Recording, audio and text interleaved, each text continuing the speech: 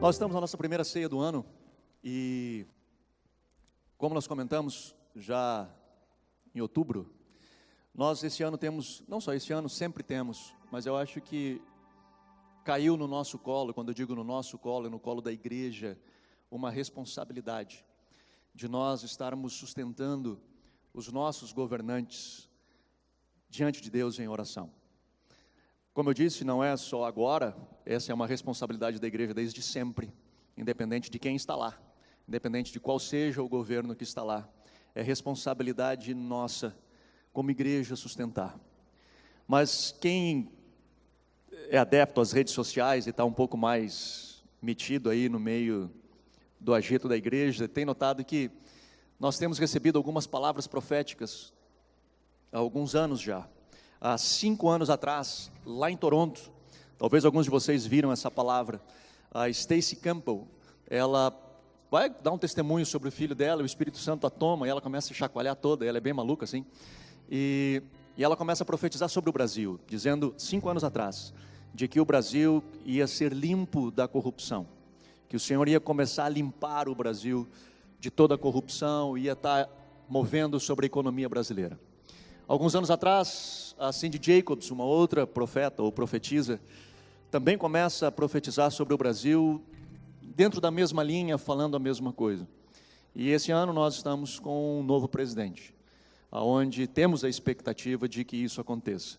Um monte de ex-políticos ou políticos hoje nós temos visto na cadeia, coisas que nós não imaginávamos, e aí aqui não estou sendo partidário de A ou de B, estou dizendo que existem fatos que hoje estamos vendo políticos sendo presos e oramos ao Senhor que Ele de fato, independente de direita ou de esquerda, que Ele limpe o Brasil de toda a corrupção em nome de Jesus. Nós, igreja, não somos partidários, nós queremos que venha o reino e seja feita a vontade do Senhor sobre a nossa nação. Amém? Então eu vou pedir que você fique de pé e nós vamos estar orando.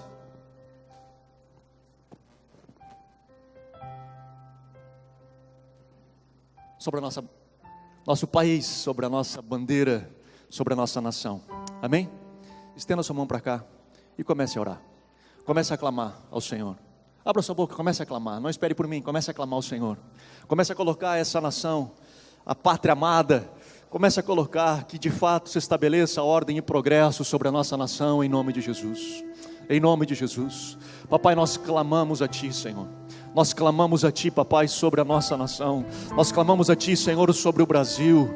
Papai, vem com o Teu sangue, purifica, Senhor, a nossa nação. Venha ao Teu reino e seja feita a Tua vontade, Senhor, sobre a nação brasileira. Papai, em nome de Jesus, em nome de Jesus, Senhor, purifica a nossa nação. Nós colocamos, Senhor, o nosso presidente diante de Ti. Pedimos, Senhor, dá a ele sabedoria, dá a ele discernimento. A todos, Senhor, os ministros, a todos, Senhor, da sua equipe, esteja dando, Senhor, direção. Espírito Santo esteja conduzindo os Teus filhos. Papai, nós oramos por cada governador, nós oramos, Senhor, por cada estado, Senhor, desta nação. Pai, move sobre o Brasil, Senhor, esteja movendo, Pai, com a Tua mão. Venha o Teu reino sobre os 4 cantos desta nação, Senhor, do norte ao sul, leste ao oeste. Varre esta nação com Teu Espírito, Papai. Senhor, sobre cada deputado estadual, cada deputado federal, cada senador, cada prefeito, cada vereador, cada juiz, Papai, nós colocamos todos diante de Ti e pedimos, venha o Teu reino. Venha o Teu reino e seja feita a Tua vontade, Papai, em nome de Jesus. Senhor, que o Brasil glorifique o Teu nome. Senhor, nós clamamos, Senhor, nessa noite, que o Teu nome seja glorificado por aquilo que for acontecer nessa nação. Glorifica o Teu nome. Glorifica o Teu nome, Senhor, através do Brasil. Glorifica o Teu nome, Senhor, através do Brasil. Senhor, que as coisas que acontecerem aqui sejam para glorificar ao Teu nome. Seja entronizado, Senhor, no nosso meio. Levante, ó portais, as vossas cabeças. Levantai, ó portais eternos dessa nação, para que entre o Rei da Glória. Vem, Senhor. Vem sobre o Brasil. Vem sobre o Brasil, eu te peço. Em nome de Jesus. em nome de Jesus. Aleluia.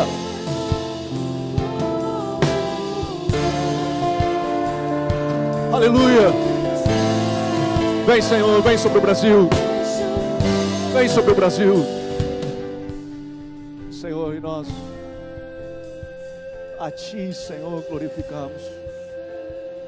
A Ti, Senhor, damos a honra e a glória. Muito obrigado, papai.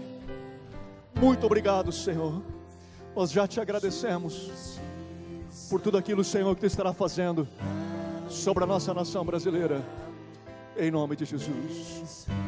Em nome de Jesus. Aleluia. Romanos capítulo 5, o verso 20 diz assim: veio porém a lei para que a ofensa abundasse, mas onde abundou o pecado, superabundou a graça, para que assim como o pecado reinou pela morte, também a graça reinasse pela justiça para a vida eterna, mediante Jesus Cristo nosso Senhor. Que diremos, pois? Permaneceremos no pecado para que a graça aumente? De modo nenhum. Nós que estamos mortos para o pecado, como viveremos ainda nele? E aí o texto lá de Tito, capítulo 2. Tito é um pouquinho antes de Hebreus, se porventura você se apertar para achar. Tito, capítulo 2, o verso 11, diz: pois a graça de Deus se manifestou, trazendo salvação a todos os homens. Ela, a graça, nos ensina a abandonar a impiedade e as paixões mundanas, para que vivamos neste presente século sóbria, justa e piedosamente, aguardando a bem-aventurada esperança e o aparecimento da glória do nosso grande Deus e Salvador, Cristo Jesus, o qual a si mesmo se deu por nós, a fim de remir-nos de toda iniquidade e purificar para si um povo todo seu, zeloso de boas obras. Amém.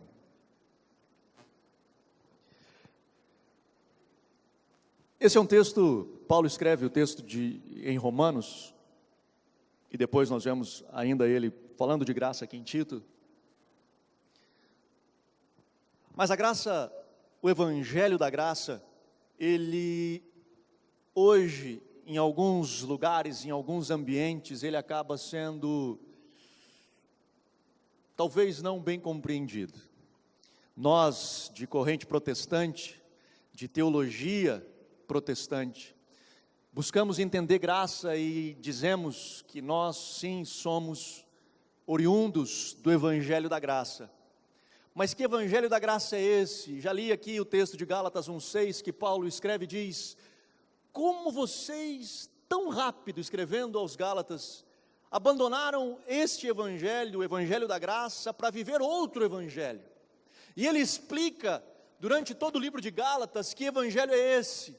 É um evangelho cheio de regras, é um evangelho cheio de costumes, cheio de imposições humanas. E se esses caras que eram contemporâneos de Paulo, talvez ali 100 anos depois de Cristo, já tinham abandonado a verdade do evangelho da graça para viver um evangelho de imposições humanas, o que dirá a gente 2000 anos depois? Mas o fato é que hoje a gente discute muito esse negócio chamado evangelho da graça. Que negócio é esse? Que coisa é essa desse evangelho da graça? Nós temos procurado desafiar algumas coisas que por muito tempo a religião ela estabeleceu como paradigma. Por exemplo, o culto, o templo, o sacerdote, o domingo. E pontos esses que antes eram colocados como limites, como regras fundamentais da sua fé em Cristo, de repente hoje nós olhamos e dizemos assim, cara, não é bem assim. E hoje, no advento da rede social, essas coisas elas são muito bem criticadas, dizendo só um pouquinho, não entendo bem isso. Por que tem que ser assim? Por que tem que ser o domingo? Por que o domingo é o dia do Senhor? E se porventura eu ficar dormindo em casa, será que Deus me amaldiçoa? E aí nós descobrimos pelo Evangelho da Graça que na verdade não é nem sábado, nem domingo. Jesus, ele diz, são todos os dias. Todos os dias são dias que você se devota a Ele. Não tem sábado, não tem domingo, não tem festa, não tem lua. Tudo é Cristo. Nós vemos, por exemplo, no templo, e a mística do templo, a mística de que eu preciso entrar por aquela porta e eu sentar num lugar que teoricamente é sagrado, e o altar é sagrado, e eu vivi essa época, acreditava que quando fazia um apelo, quanto mais perto do altar eu chegasse, mais abençoado eu seria, melhor seria a resposta de Deus sobre a minha vida, porque se entendia toda uma sacralização da coisa, do templo, de rudimentos ainda talvez judaico-cristãos, ainda de uma cultura judaizante, ou talvez de uma estrutura organizacional católica, mas vivíamos essa coisa do sacro, de tudo é sagrado, e descobrimos que não, o Evangelho da Graça, ele nos coloca um Deus que não habita em templos feitos por mãos de homens, mas habita dentro de mim. Nós descobrimos, através do Evangelho da Graça, que só existe um mediador entre Deus e os homens, e não sou eu o pastor, não é o cara aquele que segura o microfone, que é onde todo mundo tem que vir através dele para poder ouvir Deus, que todo mundo tem que vir através dele para poder receber a bênção, e descobrimos pelo Evangelho da Graça que esse mediador é Cristo, e não existe ninguém entre nós e Deus, a não ser Cristo, e por ele nós temos acesso, por ele nós nos encontramos com Deus, tanto eu quanto você como sacerdotes, e temos um acima de nós, que é o nosso sumo sacerdote, o próprio Cristo, que é o cabeça da igreja. Óbvio que eu tenho sim a minha responsabilidade, e trato isso não como posição, e já conversei com você sobre isso, mas como uma função no corpo, de ser o pastor dessa igreja, de dar a minha vida em favor da igreja, de ser o líder, de ser aquele que vá se colocar diante do Senhor com essa responsabilidade sim, mas não me faz mais importante de qualquer outra pessoa desse lugar. Quando Deus olha para a igreja, Ele vê a igreja, e eu também diante dele sou a sua ovelha. Descobrimos que através do Evangelho da Graça, que alguns ritos que nós construímos, de, por exemplo, a quantidade de dinheiro que eu dou, de percentual que eu dou, nós descobrimos pelo Evangelho da Graça que, na verdade, tudo pertence a Ele, é tudo dele, que nós somos administradores de algo que é dele. Então o Evangelho da Graça, ele nos rompe com uma estrutura de religiosidade que muitos de nós vivemos presos. E vivemos presos, e eu sou um que vivi assim, e a minha história é essa, por mais que eu me converti com 17 anos, que experimentei um pouquinho lá fora, mas quando eu caí de cabeça para dentro, eu entrei mesmo de cabeça. E quando diziam que tinha que fazer alguma coisa, eu fazia. E não fazia porque eu queria ser religioso, eu fazia de coração. Mas nesse processo de fazer de coração, eu comecei dentro da parábola do filho pródigo, eu me sentia muito o filho mais velho, a história do filho mais velho. E já também compartilhei aqui, não quero ficar repetindo essas histórias, mas muito daquilo que eu fazia para ver se Deus olhava e dizia: rapaz, esse menino é bom, cara. Eu posso confiar para ele um ministério, eu posso confiar para ele algo de bom, esse aí vai dar bom. Eu lembro um dia, menino, eu estava varrendo a igreja, passou meu pastor, olhou para mim e disse: eita, esse vai dar um bom diácono. Eu pensei: rapaz, estou evoluindo, não é? Me senti assim emocionado, de que, cara, estou evoluindo, Deus está vendo o meu trabalho. Eu não fazia para que as pessoas vissem, eu realmente fazia para Deus. Mas isso construiu, de novo, assim como o filho mais velho, uma concepção de meritocracia. Eu faço e eu então preciso que Deus me abençoe. E esse é o problema da religião. Quando ela entra numa economia, quando ela entra numa contabilidade, eu faço aqui, e eu preciso então que Deus corresponda aqui. E aí então eu faço algo para Deus, e aí eu espero que Deus então corresponda, afinal, eu fiz o que Ele me pediu, e agora é a vez dEle de vir para mim. E a minha relação com Ele está baseada em números, e não em afeto, não em amor, não em relacionamento. Eu não estou atrás de algo, de barganha.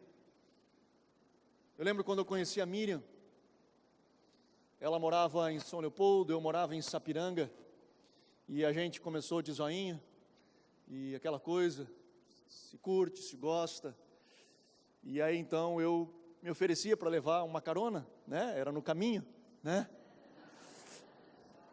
e aí eu levava ela para São Leopoldo, e o Robson ia junto, obviamente, porque ele padeceu essa bênção comigo, e não era sacrifício, era prazeroso, para mim pelo menos, para o Robson talvez não tanto, para ti eu acho que não era, mas para mim era muito bom, e não era mesmo nenhum problema a gente ir para lá, para depois ir para lá, porque eu era apaixonado por ela, então a gente ficava conversando, quando eu deixava ela ali, a gente ficava conversando, o Robson dentro do carro, esperando, e a gente ficava ali conversando, 1 hora, mais ou menos, na frente da casa dela, 1h30, e ele ficava sentadinho ali, e eu lembro que uma vez ele me disse, rapaz, tu tem uma dívida eterna comigo, e de fato é verdade, eu preciso dar aos créditos que eu tenho uma dívida, mas com o passar do tempo, a gente vai se acostumando, um com o outro, né, e aí ela diz assim, vamos comigo no mercado? E eu pergunto, precisa? Né? Se eu te der o cartão, tu não consegue fazer todo o correrio sozinha? E essa semana foi uma, né? Ela disse, vamos comigo, depois a gente foi almoçar, vamos no mercado. Que existem uns lugares que não é que eu não gosto, eu detesto ir, esse é um deles. Em especial alguns mercados, que eu não vou citar nome, porque senão o pessoal vem atrás da gente, né? Mas, e ela disse, vamos. Então a gente já não vai mais com todo aquele prazer, né? A gente já não vai mais com toda aquela alegria, porque a gente vai se acostumando, e de repente a gente começa a barganhar, a nossa relação de repente já começa a ser um troço de troca, e digo, opa, peraí, nós perdemos aquele primeiro amor, aquela paixão, aquele negócio de estar junto. Primeira viagem que nós fizemos juntos, nós éramos, acho que eu já contei essa história aqui para vocês, estou ficando velho, mas já contei essa história. Nós fomos para o Rio de Janeiro, deu 24 horas de viagem, e nós ficamos sentados um do lado do outro, conversando às 24 horas, e nós não pegávamos na mão direito, então nós ficávamos só fazendo dedinho assim, ficava encostando o dedinho um no outro, e ficava arrepiando as costas, né, como tocando um dedinho no outro, e depois nós fomos, depois de casado, eu tinha nascido, eu fui para Londrina, foram 18 horas de viagem, eu dormi 16 horas de viagem no ônibus, né? Porque a gente, sei lá, a gente se acostuma e fica nesse negócio, e às vezes Deus é mais ou menos a mesma coisa, e a gente começa a barganhar, o que eu ganho se eu fizer isso, o que eu ganho se eu fizer aquilo, e de repente, a nossa relação com Deus, ela vira de fato a relação como filho mais velho, aquela coisa de, eu estou aqui fazendo e eu preciso ganhar algo, e quando o outro que estava lá, em pecado, vivendo uma vida toda dissoluta, ganha um presente, eu fico bravo, porque não é justo que ele ganhe algo e eu não ganhe. E sabe de uma coisa eu descobri, quando a gente começa a ter inveja daqueles que estão lá, vivendo a vida deles, dizendo, puxa vida, eu estou aqui na igreja, fazendo tudo certinho, e os caras estão lá, vivendo a vida deles daquele jeito, e parece que eles estão tão felizes. Se porventura você nunca andou lá, você não sabe o que é o inferno, você não tem ideia o que é o inferno, você não sabe o que é talvez viver debaixo de corrupção, e desviar dinheiro, e ter que chegar em casa e viver se escondendo o tempo inteiro, você não sabe o que é talvez trair a sua esposa e ter que ficar escondendo, como é que eu vou chegar em casa para fazer isso, para fazer aquilo, como é que eu vou mentir disso, mentir daquilo, e uma vida de mentiras. Você não sabe o que é o peso de deitar de noite sem ter noção do que isso de fato significa na sua vida. Ou talvez você que viveu lá não lembre mais o gosto que é comida de porco. Talvez você não lembre mais o que é o resto de alfarroba de porco que você lá antes degustava e lá você clamou e disse: Deus, se puder fazer qualquer coisa por mim, e de repente Ele te tira de lá e te traz para dentro do Evangelho e transforma a sua vida. Primeira coisa que eu aprendo é que talvez você não tenha noção do que é essa vida infernal, que é uma vida sem Deus. Mas a segunda coisa que eu aprendo é que provavelmente você também não sabe o que é o céu. Você também não experimentou o que é uma vida de relacionamento com Deus. O que é você poder chegar em casa, por exemplo, e o seu celular não ter que ter código, ou se ele tiver código para você proteger os seus dados, que a sua esposa tenha acesso a ele, sem constrangimento, sem problema de ela mexer em tudo que você tiver que mexer. De você poder deitar de noite sem mentiras, sem nada, simplesmente de peito aberto, ser você, e poder ter uma esposa a qual você ama, e ter filhos que você ama e eles te amam. Talvez você não sabe o que é sentar à mesa do Senhor e poder receber de Deus, não de um cálculo, não de uma contabilidade, de uma vida, mas de relacionamento. E o Evangelho da Graça, ele nos tira disso. O Evangelho da Graça, ele nos tira desse legalismo e nos leva a uma vida de relacionamento. Óbvio que é mais fácil controlar uma igreja através de regras. É mais fácil eu dizer para você, se você não vier no próximo domingo e se você faltar ao culto, porque você vai tirar férias, o diabo não tira férias, lembra disso? Deus vai pesar a mão. Se eu disser para você, não, você não pode, sei lá, começar a inventar um bocado de coisa aqui, inventar não, tem um bocado de coisa acontecendo, mas enfim, que você conhece as histórias, mas de eu começar a criar um monte de coisa para você e entrincheirar você dentro de um cabresto onde eu exerço controle sobre você, é mais fácil para a religião exercer esse domínio, porque uma vez que eu coloco a você a liberdade de fazer escolhas, você tem a opção de escolher errado, e aí isso é algo que aterroriza os pastores. Como eu vou colocar na sua mão a responsabilidade de tomar decisões, se você pode tomar a decisão errada? Então eu tiro de você esse direito e eu tomo a decisão por você. Eu digo para você o que é certo e o que é errado, e algumas pessoas até preferem isso. Elas preferem se colocar debaixo desse cabresto e serem conduzidas por uma razão simples: se der errado a culpa não é minha, é tua, que me disse. E aí elas vêm conversar com a gente perguntando: pastor, posso trocar de carro? Pastor, devo de fechar esse negócio? Pastor, posso casar com essa menina? É de Deus eu casar com essa menina? Ou com esse rapaz? E transferem para o sacerdote, para o clero, essa responsabilidade de exercer domínio sobre a sua vida, que nada mais é sua, é a sua vida, é o seu relacionamento com Deus. Obviamente eu tenho o meu papel de profeta, eu não vou fugir da minha responsabilidade de poder dizer: meu querido, eu sinto do Senhor isso, eu entendo que Deus está direcionando nisso, acredito que talvez esse não seja o melhor caminho, mas a decisão, ela é sua. O Evangelho da Graça, ele me liberta da escravidão da lei. Só que alguns que viveram debaixo da escravidão da lei, e eu tenho uma outra pregação que eu falo disso, sobre a graça barata, a graça preciosa, eles vão para um outro caminho. O texto que nós lemos de Paulo em Romanos capítulo 5, ele diz que o Evangelho da Graça, ele expõe algo, ele diz o seguinte: que aonde abundou o pecado, superabunda a graça. Então significa, se eu pecar bastante, Deus vai vir com muita graça sobre a minha vida. Então eu vou continuar pecando bastante, eu vou continuar vivendo no pecado, porque se eu viver no pecado, eu vou viver uma vida dissoluta, quer dizer que Deus vai vir e vai me alcançar, e Ele então vai mudar a minha história, eu serei bênção. Então eu vou pecar bastante, eu vou viver então uma vida livre da religião, eu vou viver uma vida livre de todo aquele cabresto que um dia eu vivi preso, eu vou viver livre disso, eu não quero mais saber disso. E ele vai para o outro extremo. Paulo diz que não funciona assim. Porque uma das coisas que Jesus nos libertou foi sim da escravidão da lei, mas outra coisa que Jesus nos libertou pelo Evangelho da Graça foi da escravidão do pecado. Ele nos libertou da escravidão do pecado.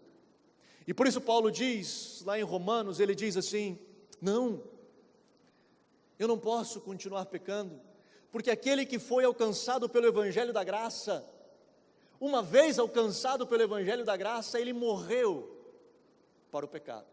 O texto de Tito, que nós acabamos de ler, ele é sensacional, porque ele diz o seguinte, ele diz no verso 12, ela, se referindo à graça, nos ensina a graça, quando ela chega até nós, ela nos ensina algumas coisas, e uma delas é abandonar a impiedade e as paixões mundanas.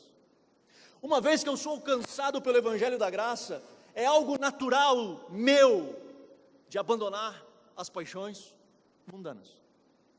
Não tem como eu continuar vivendo uma vida libertina, não tem como eu continuar vivendo esse evangelho de uma graça barata, e esse outro lado desse evangelho dizendo, cara, eu sou livre, ninguém precisa mandar mais na minha vida, eu não quero mais estar debaixo de nenhuma estrutura religiosa, eu não quero estar mais debaixo de nenhuma lei.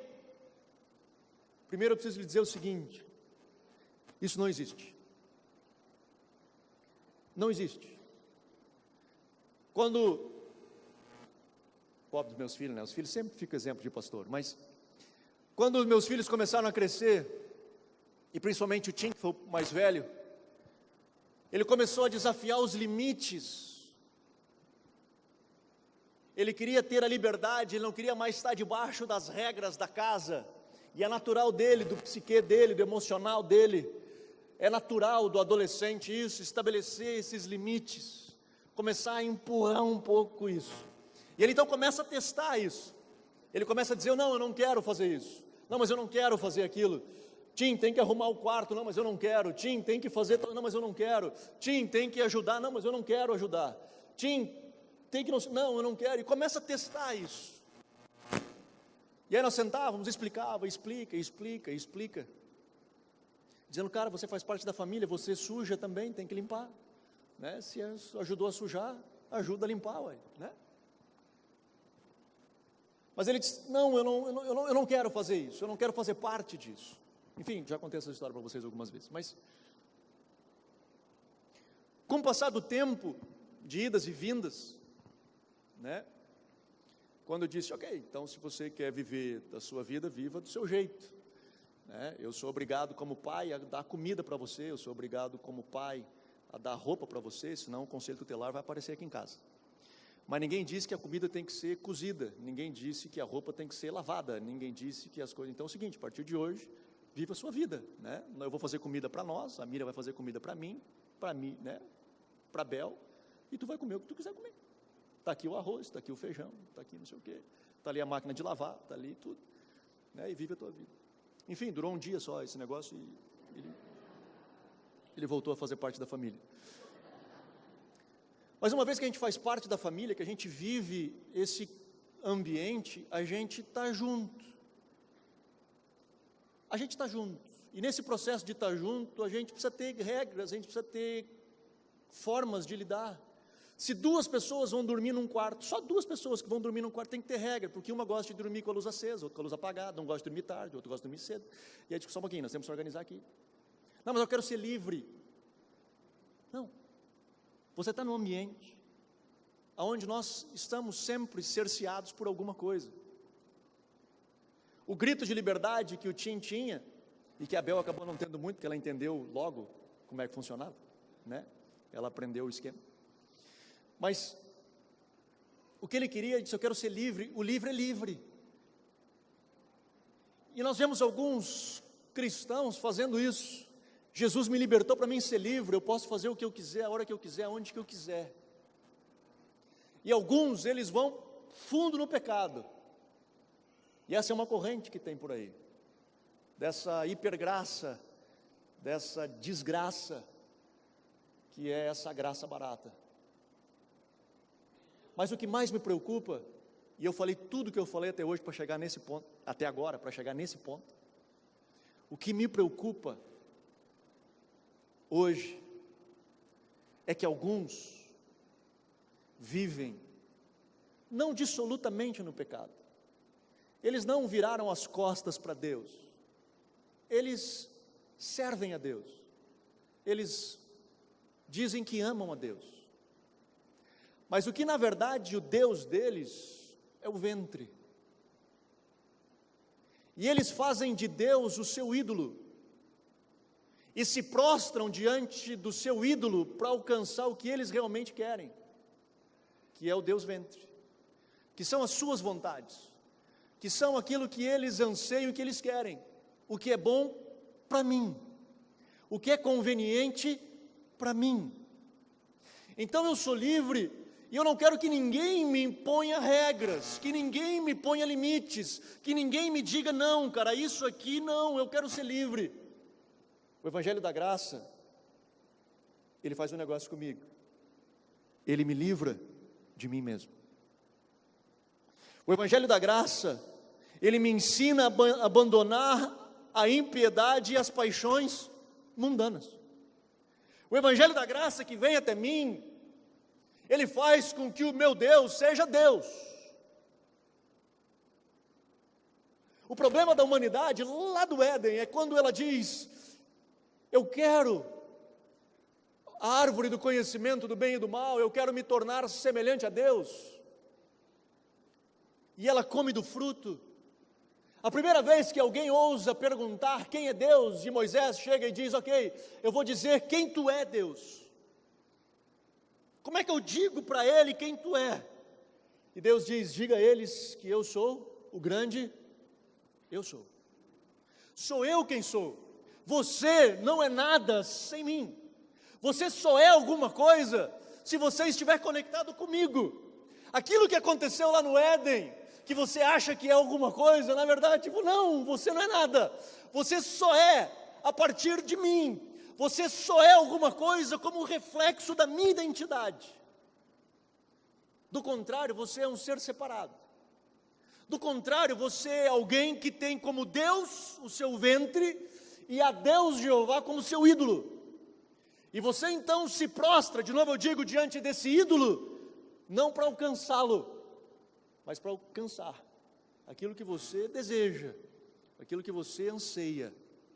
Por um lado, eu quero ser livre do jugo da escravidão da lei. Tanto eu como você, nós não queremos mais viver debaixo desse negócio. Chega! A gente não quer mais viver uma estrutura de religião, de imposição, onde a coisa que mais existe no meio do Evangelho não é o amor. Onde a coisa que mais existe no meio do Evangelho é o medo, é a culpa, é a vergonha. Onde o Evangelho é pregado a partir do apontar o dedo, se você não fizer, olha, cuida. Não, a gente não quer mais viver isso. Mas esse processo do Evangelho da Graça também não pode ser esse Evangelho onde, e esse é o engano, aonde eu, sim, estou aqui, não estou lá comendo comida de porco. Não estou lá comendo comida de porco. Eu não estou lá enfiado no meio daquela podridão, não estou mais, não estou lá, eu estou num limbo. Só que esse limbo, esse lugar que eu aparentemente estou, eu acabo não me submetendo de fato ao que Ele quer, quando Ele diz para nós, olha para nós e diz assim, não, filho, eu não gostaria que você fizesse isso. Isso não é bom para você. Não. Esse relacionamento não é saudável. Não, essa forma que você está vivendo não é legal. Não, essas coisas que você tem olhado aí, ó. Mas eu amo Jesus. Ou eu pelo menos acredito que sim. Eu vivo o Evangelho da graça, de um Deus que me ama e que me perdoa, de fato. Nós, por nós mesmos, não seremos perfeitos, somos vistos como perfeitos pelo Pai, porque Ele nos vê a partir do sangue de Cristo. Paulo diz, não que eu seja perfeito, mas caminhando, buscando. Mas nesse processo todo, e aí eu encerro com isso, nesse processo todo, o que nós precisamos estar é sensíveis à voz do Espírito Santo, é sensíveis à voz desse cara que vem ao nosso encontro e ele diz, para que vivamos nesse presente século sóbria, justa e piedosamente. O Evangelho da Graça me faz viver de forma sóbria, de forma justa e de forma piedosa, aguardando a bem-aventurada esperança e o aparecimento da glória do nosso Deus e Salvador, Jesus Cristo.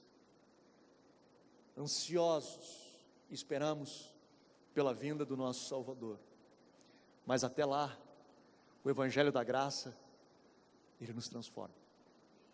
Até lá, o Evangelho da Graça, ele nos ensina a abandonar as paixões terrenas, as paixões mundanas, e termos um coração voltado a Ele. Não numa estrutura de barganha, de troca, de meritocracia, num sistema religioso, não numa estrutura pecaminosa, ou numa estrutura de um Deus ventre, mas no Evangelho da Graça.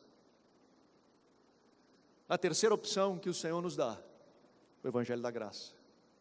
O Evangelho daquele que nos leva a um relacionamento. O Evangelho é aquele que nos leva diante da face do Senhor, diante da sua glória, e somos transformados pela sua glória. O Evangelho que nós nos deparamos conosco, com os nossos problemas, com as nossas dificuldades, com os nossos pecados, e nós choramos diante dele, batendo no nosso peito, dizendo: Pai, perdoa-nos. A minha oração neste ano, nessa nossa primeira ceia de 2019, é que o Senhor nos leve como congregação, como igreja CTF, a esse lugar, que possamos viver o Evangelho da Graça, que possamos viver o Evangelho que nos transforma, que possamos nos tornar cada vez mais semelhantes a Jesus. Amém? Vamos ficar de pé. Feche seus olhos, se coloque diante do Senhor. E logo que eu me converti, eu aprendi uma oração, e a pessoa que me ensinou, ela disse assim: todas as vezes que você for orar, eu era novo convertido,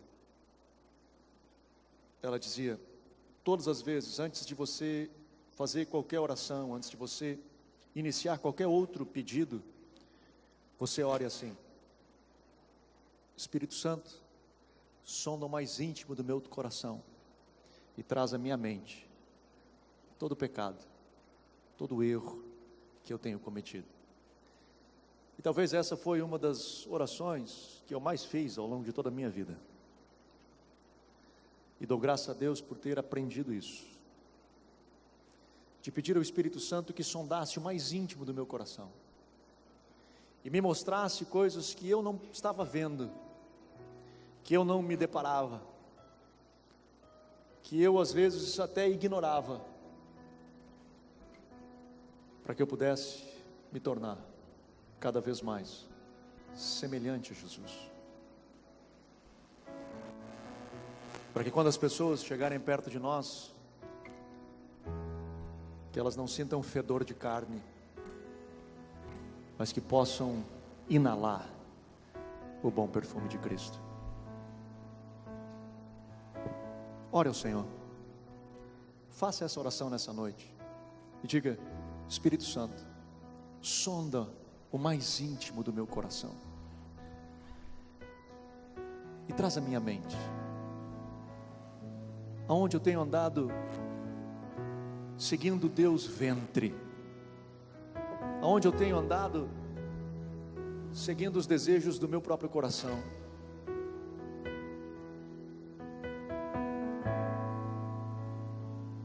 Ore ao Senhor.